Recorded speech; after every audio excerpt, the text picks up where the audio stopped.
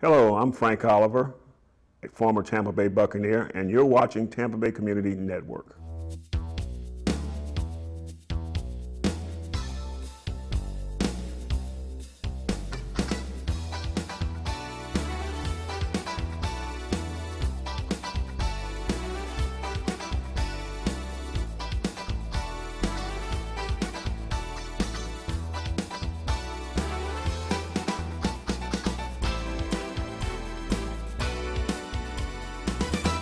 Well, hello there, Tampa Bay, and welcome to the Tampa Bay Community Network Sports Talk.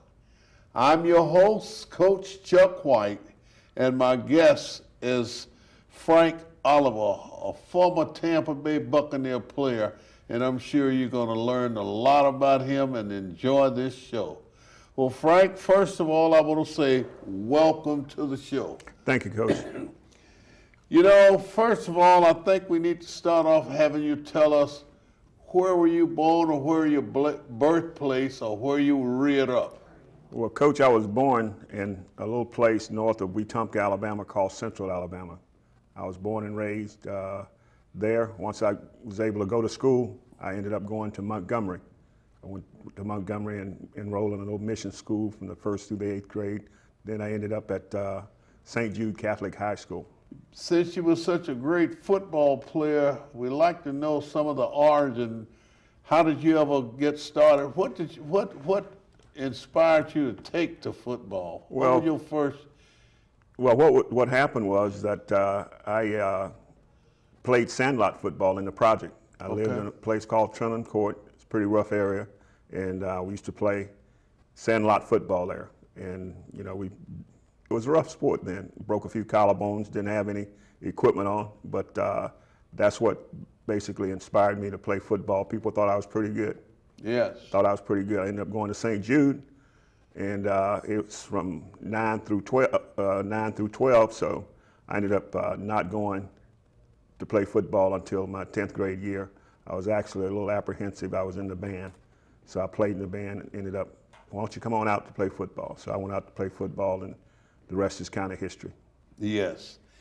Well, I know you had to start somewhere because most guys just start running out of the house, throwing the ball down the street, playing catch with the football and 1-on-1 and 2-on-2 and things like that. I know you can familiarize yourself with that. Well, organized play, when did you ever start playing where it was organized with a referee and a coach, etc.? Well, Coach, I started organized football in the 10th grade. I started in the 10th grade. I was 180 pounds, maybe a little bit less, and they made me a defensive tackle. I was quick though. Wow. I was quick, and you know, as you know, being an ex-coach, your defensive line is usually about 215, 220, 250. But I played at 175, 80 pounds, and was pretty quick, and got the recognition of all my peers and my coaches. Ended up helping the team go to a state championship in Alabama twice. Wow. So, you know, we ended up runner-up, you know, both times, but, you know, it was a good experience for us. Well, boy, that was great. You mean your 10th grade year you did all this. This is a freshman year. This is a freshman year. This is my first year playing organized football, 10th grade. So I played 10 through 12. Can you remember any of the coaches or the players, anything particular back in those days? Well, yeah, we had one of the best players in the state. His name was Melvin Jones, who just left my house. He lives in New Orleans, but he came over to Tampa for personal reasons. He was about one of the best receivers in the state. Also, Ricky Brown, we used to call him Hubba Hubba. Hubba Hubba. I like that. Hubba Hubba was a great linebacker. He was like a stick man, but he'd stick you real hard. Yes, well, that word Hubba Hubba comes my way because I came from Florida A&M where all the guys would say Hubba, Hubba, Hubba. And when I started coaching, the guys used to nickname me behind my back, Coach Hubba. Here come Hubba, here come Hubba. Yeah, well, you have to have a lot of things going on when you start playing and you remember those guys. And from there, what did you do from there? Well, Obviously, I wasn't a very big player for my position, but I got the attention of the Tuskegee football coaching staff, Tuskegee Institute. Well, didn't you do something at St. Jude Catholic before? Well, yeah, I played there. I was all city and all county at St. Jude by my 12th grade year. But after that, like I said, they looked at me as an athlete, not as a defensive tackle. So I ended up signing a scholarship to go to Tuskegee, and then the coach decided, Leroy Smith decided he wanted to take a job at Kentucky State. So I followed him to Kentucky State.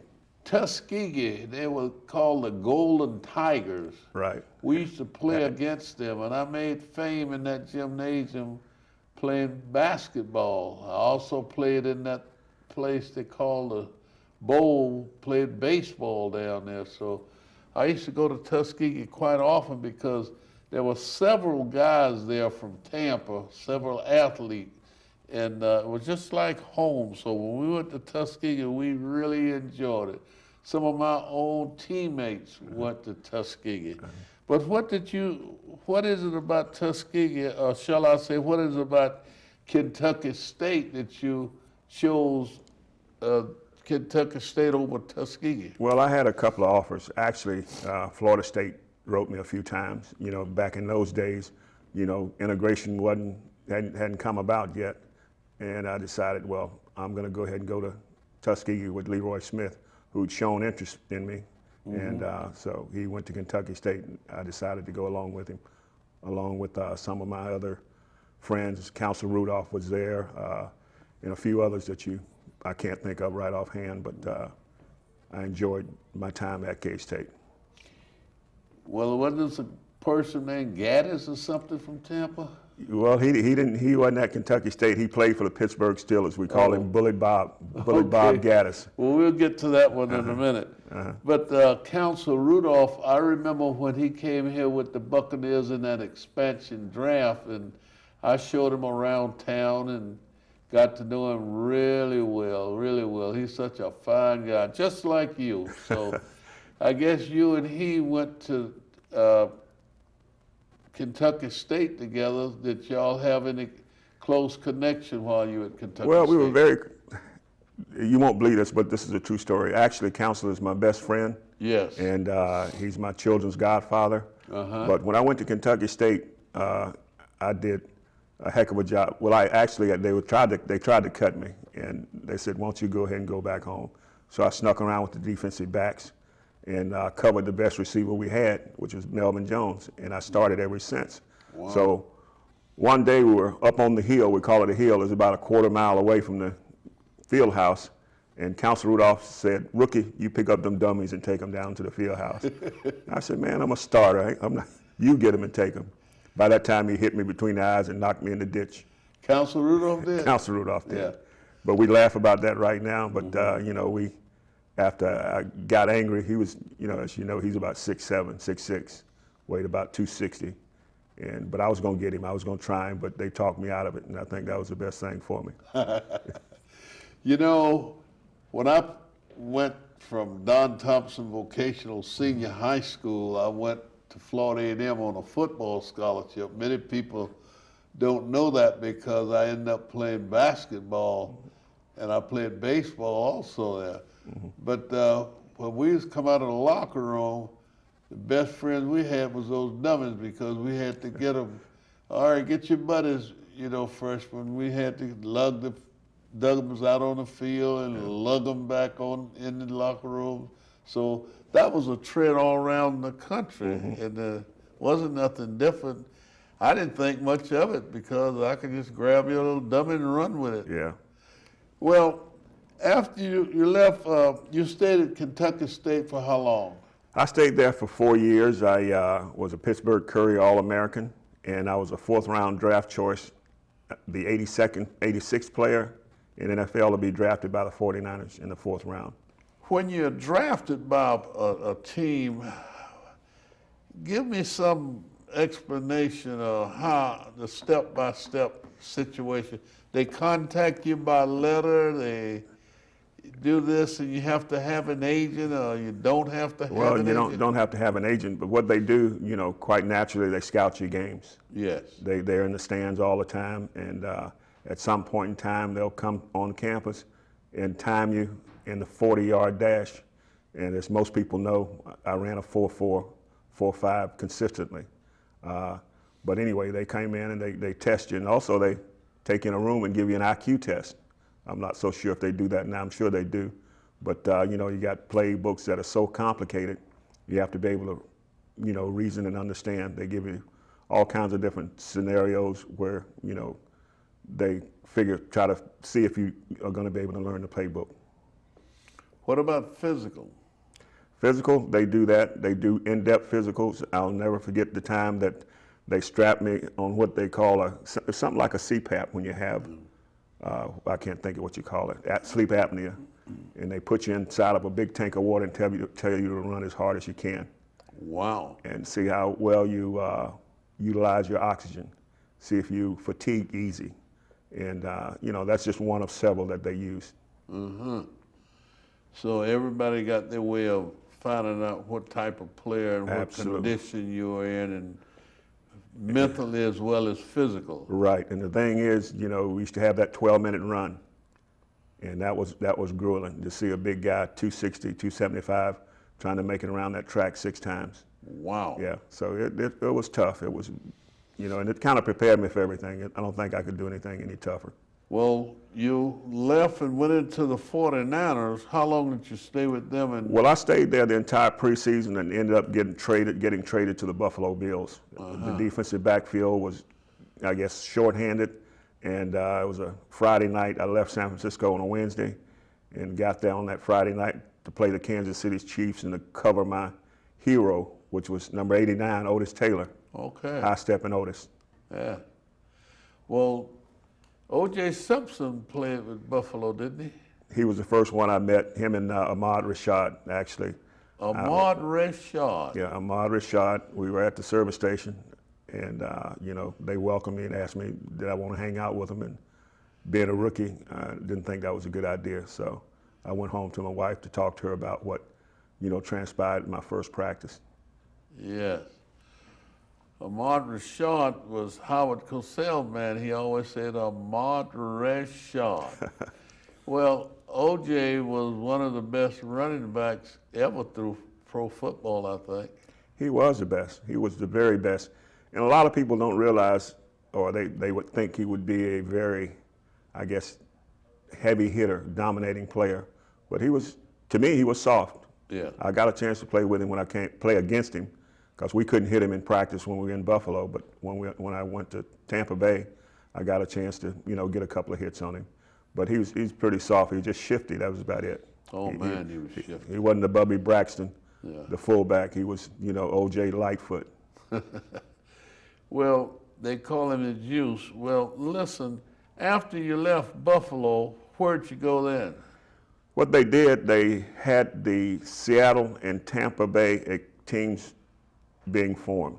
And what they did, they got a formula where they'll protect so many players, just say Buffalo on their team, and they'll say maybe throw 3 or 4 players in and see if, Tampa Bay or Seattle wanted you.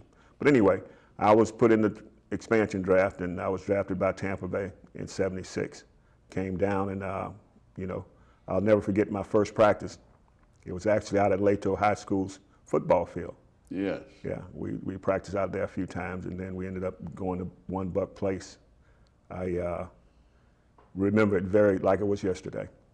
I think Steve Spurrier was the quarterback. Steve Spurrier was my quarterback, Steve but you can see us in the big sombrero standing on the sideline there. But Steve Spurrier was the quarterback. Yes, yes. And actually, Steve was with me out at San Francisco. Oh, okay. He was the 49ers quarterback along with John Brody. That's when John Brody ended up going to play professional golf. I remember that. Yeah. What about some other players top players that was with the Buccaneers? Ricky Bell, what's he? Well, Ricky Bell came after I was released. Ricky Bell, actually, I wore number 42 when I left. They gave 42 to Ricky Bell. Oh, okay. Yeah. So he wore 42 after I did. I was a pioneer. You had Leroy Selman. Yeah. You had Dewey. You had Batman. You had David Lewis, and on and on and on. Cecil Johnson. Yes. Council Rudolph was drafted from St. Louis. And there are some others. Steve Reese out of Atlanta. Mark Cotney. And Steve Young, who's about 6'10". Wow. Monster there. But you know, I see these guys periodically. Yeah, we had a induction into the Ring of Honor for Coach McKay. And, you know, we all got together. That was several years ago, maybe about 9 or 10, 12 years ago. I enjoyed sitting talking with Coach McKay. He had those little one-liners, you know. I can remember. I remember exactly what some of the ones you're talking about. He some are not so clean. Yeah, I really enjoyed that. Well, from the Buccaneers, what happened there? Well, I ended up going back to the 49ers. Played there for, you know, the first part of the season, and ended up getting released and went to Canada and played in British Columbia, Ottawa. I played up there for 3 years before I retired and went into education, teacher and an assistant principal and a principal. I can remember you at Blake as the athletic director. Yeah, I left Gaither back in '97. That's when we opened Blake. And the administrative assistant principal was responsible for putting the facility together. And also I had to, you know, hire all the coaching staff there. And, you know, we basically started from scratch. And I'm very proud of what, you know, we were able to accomplish the first few years at Blake. And after that, I ended up going to Freedom to open up another school. I had gotten a little good at it. Before we leave Blake, let's talk about some of the things happened at Blake. Okay. I think Coach Higdon was the first football coach there, was he? Clarence Higdon was, yeah, he was the first football coach there. And unfortunately, I got some bad news yesterday from one of our associates. Clarence passed away. Wow, Yeah, sorry to hear that. He was in hospice for quite a while. So I'm looking to hear some more about arrangements sometime later on this week, I would assume. But yeah, you had Coach Higdon there. You had Ken Muldrow. He's another one that I hired there. And I can't remember any of the others right now, but you know, there were several that made an impact. Who was the basketball coach? Dennis Donaldson. I stole him from USF. Right, yeah, Dennis Donaldson. Yeah, Dennis Donaldson. He was from USF. But like I said, getting old ain't bad. It's just inconvenient. I can't remember all these guys.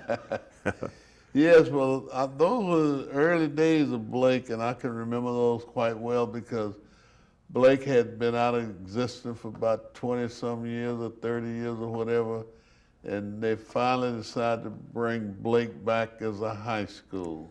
But one thing, I don't mean to interrupt you, but there's a connection in Montgomery with the Blake High School Yellow Jackets. I don't know if you remember. But the St. Booker T. Washington Yellow Jackets. Blake used to come to Montgomery to play them, and the Booker T. Washington Yellow Jackets used to go to Blake to play them. So it was kind of like home and away. Was that Taylor Stokes or somebody? Yeah, yeah. I believe it was. It was a little bit before my time. I was a time when I was carrying my cousin's helmet, who played for Alabama State. And they used to come there and actually played for Booker T. Washington also. I was coaching with Coach Big Jim Williams then. Yeah. Charles Perry, Oscar Johnson, Pete Saunders, and Tim Thomas.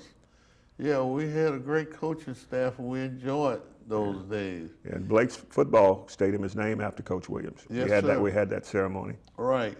Now, going from Blake, you stayed at Blake, you said you started another school after Blake. I went to Blake in '97. I ended up going to Freedom High School out in New Tampa in '03.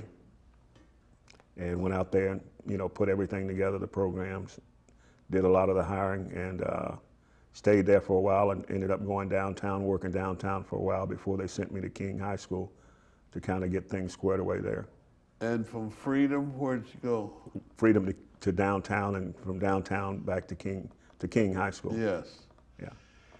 Out of all of those places you've been, where do you have most of your pleasant memories? Well, they all are pleasant to me, actually. Just to give you a little story, my wife and I went to church Sunday, and over on Peterson Road, which is right there off near Van Dyke and all that, where a lot of Gaithers kids go. And I got a chance to meet the parents and see them, and I felt real good. I had the preacher, she didn't know it, and then one of the ushers said that, this is Mr. Oliver. Said, I've been in your office before. I'm ashamed to tell you who my son is. His name is Derek. I'm not going to say the last name. But anyway, Derek turned out to be a great kid. They said thank you for helping us out with Derek, and Derek was a turned out to be a great student. And Mom actually was the preacher, the priestess, or whatever you call it. And she blessed me, and that was a good moment for me. But usually when you become an athletic director, you're more or less assistant principal as well. Did you ever do any coaching before you got into? Yes, I did, Coach. I went to my 36-year career. I went to about 9 different schools, starting off at Coleman. I coached girls track down there. I ended up going to Van Buren. I coached boys football and boys track. I did that for a few years. I left the district, went to DC public schools, taught there a year, which I didn't like, so I came back to Chamberlain. I was on Billy Turner's staff, Billy Turner's football staff as a defensive back coach and a defensive line coach. And then after that, my coaching days were over. I ended up going to Gaither as an assistant principal for student affairs. Well, speaking of Billy Turner, he was one of the dean of the coaches, so to speak. He was the czar, and I understand he is very ill now, and he's going through some health challenges, and I want to wish him and his family well. Yeah, he's a good person. Yeah, I thought he was a good man. I got the chance to know him very personally, and he's a wonderful person. So I want to wish he and his family well throughout his days. Yeah, he's got a big family that's very sports oriented. As a coach, can you remember did you do any football, did you do any head coaching of basketball or baseball or football? I was head coach of track and field. Okay. Track and field. I had one of the best track and field teams in Tampa. I learned, I don't know if you remember, a coach by the name of Henry Killens. Henry Killens, yes. He taught me all I needed to know about track, and we never lost. And we walked in the stadium, and not to be a little cocky, but they always said, how much are y'all gonna win by this time? that was the saying. And we had guys like Dan Footman, who could run like a freight train. And little kids used to move to the side when he got ready to pass them, they'd run off the track. We got a few minutes left, and I noticed you told me something about your barbecue, your sauce, or you're going into some kind of business. You might want to talk about that. Well, Frank's Rub. My goal, or my next step in life, I've had 2 careers. I'm going to be a pit master. I think I'm a pit master right now. I'm just not able to walk like I normally do right now. I'm looking to get a knee replacement within the next 4 weeks. And once I can, get back on my feet, I'm going to buy a food truck, and you're going to see me around town. It's called Frank's Rub, the best rub ever. Okay, Frank's Rub. The best rub ever. We were at one of these fish markets down Dale Mabry, and there was something my wife got, and we looked on it and saw something, and I think I told you about that. Yeah, you saw a picture of me. Yeah, on Frank's Rub. Yeah, I've got a couple of stores that carry it. And that's the barbecue sauce. You can put it on anything. Yes. I tell you, you put it on salads, you can put it on, vegetables or whatever, put it on any kind of meat, fish. And you do that, and people really think you're a great cook. But Frank's Rub will make it seem like that. It's so tasty. How does your wife feel about you in this business? Will she be joining you with the business? Will she be a part of it, or what? She's my sous chef. Oh. Yeah, she works along beside me when she can. She owns her own business, but I've got some custodians that I work with. Over the years, they help me out sometime, but for the most part, my wife is my sous chef. She works with me.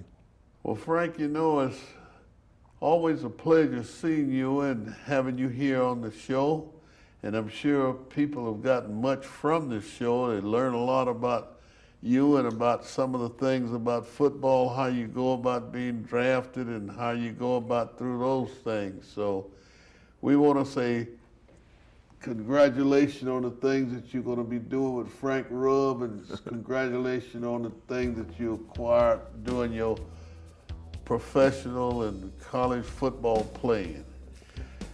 We certainly hope you've enjoyed this show today as much as we've enjoyed bringing it to you. So be with us again on our next show right here on the Tampa Bay Community Network Sports Talk.